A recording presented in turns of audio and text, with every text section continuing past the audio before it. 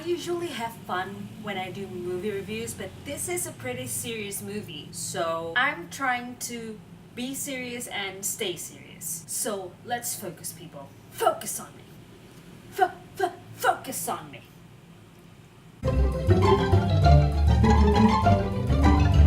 Good morning, afternoon, evening, everyone. Hi, my name is Myra and welcome back to my channel. Thank you for being here and thank you for once again clicking on this video to see me ramble about movies that I like or sometimes movies that I don't like. Just thank you for being here. You're a great supporter and thank you for subscribing. I hope you're subscribed already. If not, why not?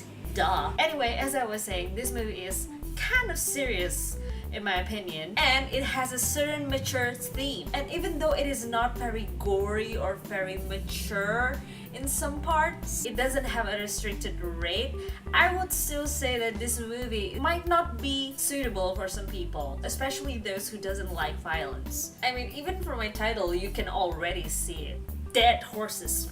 So many dead horses. So sad.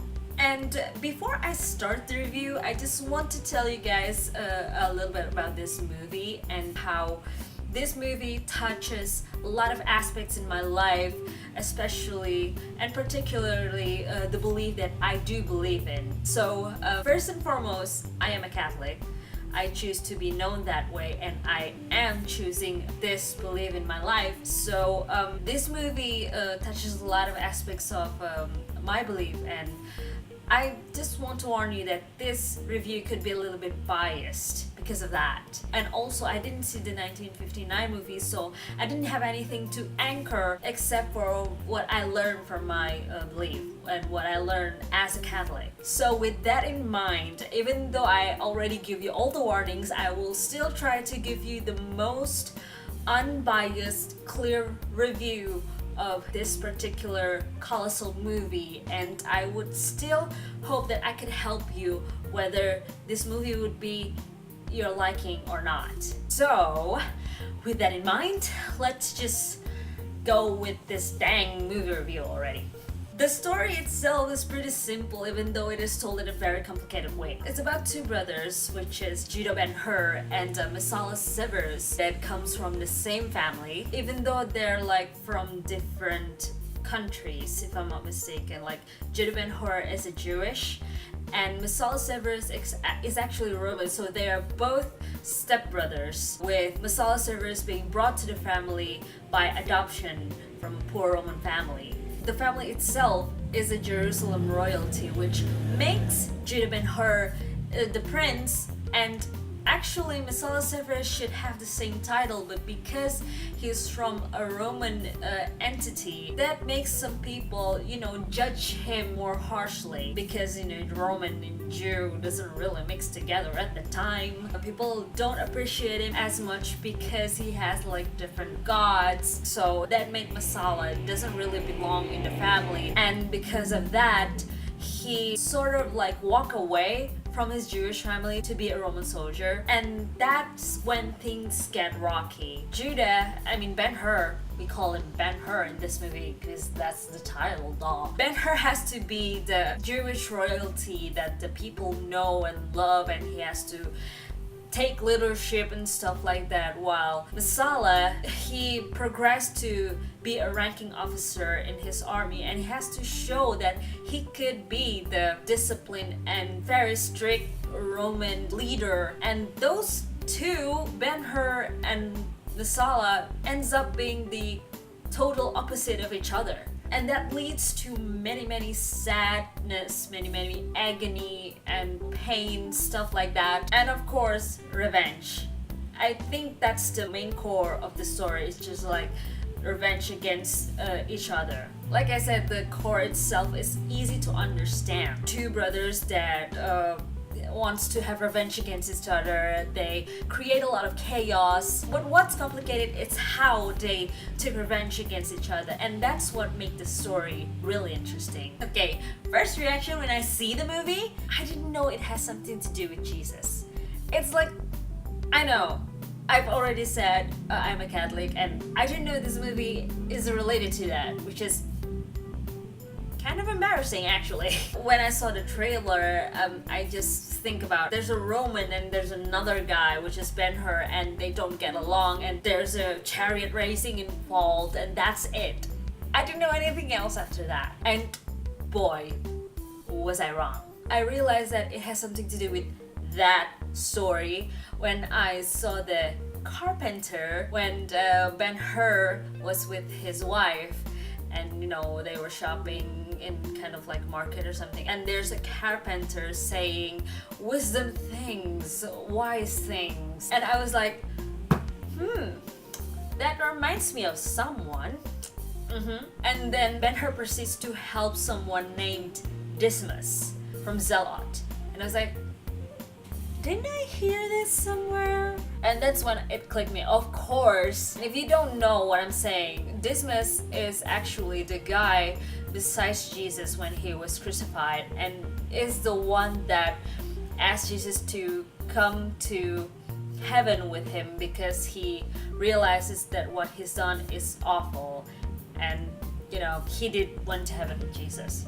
At least that's what the story tells us. When I realized that, I was like, oh, so this will be that kind of story. It's like someone put a stupid stamp on my head, and I was like, well then, this is embarrassing. Another thing that I noticed throughout the movie is how graphic it could be when it comes to violence. Not like a lot of blood or something like that, but I could almost feel the pain that the people are suffering when they get into something really harsh or horrific in that movie. Like, they make it seem like we could actually feel how they're feeling. Maybe it's the sound or the scenes or whatever, but it was pretty graphic. And I wasn't kidding about all the dead horses that I saw. There are a lot of horses that get stripped, crash, fall on the floor, and I'm pretty sure they break all the bones in their legs, but I didn't know that because I just can't stop cringing when it happened. It was so brutal. That's the word I was looking for, brutal. And also, not only the horses, the scenes where they fight or they're in a war, it is really graphic, and it makes me, you know, like, wow. But I assume that was a good thing because it is what happened in that era. The harshness and the brutality is real, and this movie depicted just that. It is spot on, and despite them making me cringe a lot, it was pretty accurate, and I respect the movie makers for that. As for the overall of the story, it was beautifully told. I'll tell you that. Every time the scene darkens for the next scene, I'm always excited and can't wait to see what happens next, because I always end up getting surprised whether it's good or bad. But the only thing that nagged me though was the ending. When you see all of that cringe-worthy harshness in that movie, you would expect the ending would be, you know, spectacular, as in at least someone is getting killed. I was expecting that, but what happened was the two brothers actually forgive each other and be together again, be a family again. I just feel the initial aura of the movie just disappears because of that sudden change. I mean, it's not a bad ending, but it is pretty cliche. Maybe because there's a certain kind of belief that is put in that movie, that's why the ending is like that. But I was kind of hoping for a great big finish. However, I do not hate the ending. It's getting on me as well. I mean, I was crying when it happened, but when I think back from the beginning of the movie, I was kind of hoping for a bigger ending, but the ending that they have wasn't bad as well. It's just not what I hoped, you know. And I won't talk much about the character because everyone played it beautifully, but I do, however, think that the two brothers, not only the stars of the movie, but they actually grabbed my attention as well. Now, I don't know much about the one that's playing Ben-hur, but I do know the one that played Masala Severus. I've seen his face multiple times, and this time, somehow for me, he always plays a villain. I don't know why, because I saw him on the Sorcerer's Apprentice. He was not the main villain, but he was a villain there, and he was pretty goofy in my opinion, and he played that part really great. And then in the Fantastic Four, yes, the movie is bad, but the actors not that great, but at least they play their part well. I'm not really sure, but yes, he is the villain there too. He's what's his name? Dr. Doom, right? Please correct me if I'm wrong. I kind of forgot because how awful that movie is. And I also saw him in the what was it? Oh, Prince of Persia: The Sands of Time.